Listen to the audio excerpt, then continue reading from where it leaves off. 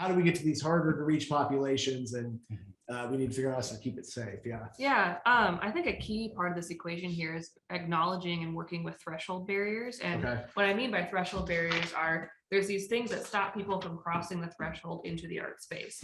Whether that be your culture hasn't been invited in the past, whether it be you don't have public transit to get to the space, whether it be you don't have a computer, whether it be you can't afford it. There are these defined barriers that exist for every arts organization to make sure that stop the majority of people from coming in the door.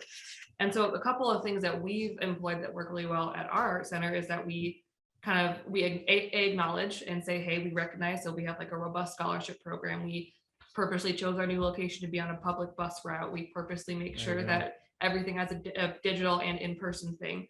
But also we go out of the art center, and not everything has to happen in the specific white wall space that tends to be the biggest threshold barrier in itself, is that people think they don't fit in that curated, beautiful space. And so if we go to Home Depot and have like a thing in the parking lot on a Sunday where you're talking about art healing, that's you're interrupting people's day-to-day lives. And so it's showing, hey, this is something that you can also use. And I think that another key part of this equation is talking about how there's a really fine line with trauma and healing and art between escapism and healing.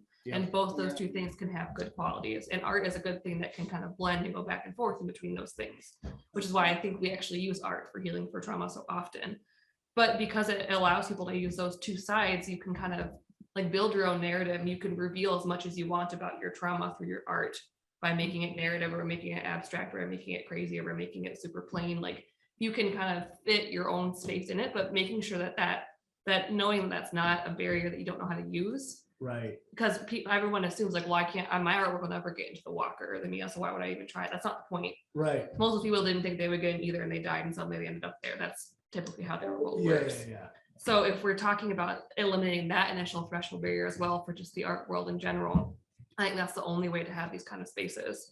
And then if you step back for how do we equip organizations to do that, we need to make sure that the staff are trained and have the resources to deal with these things.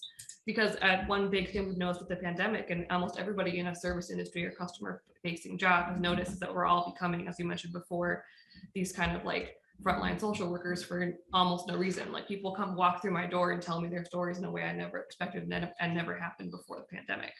And that's just something that's opened up in our culture. But how do you make sure that you're not traumatizing staff by subjecting them to that, but also not making things worse for people walking through the door when they're trying to share their moment with you?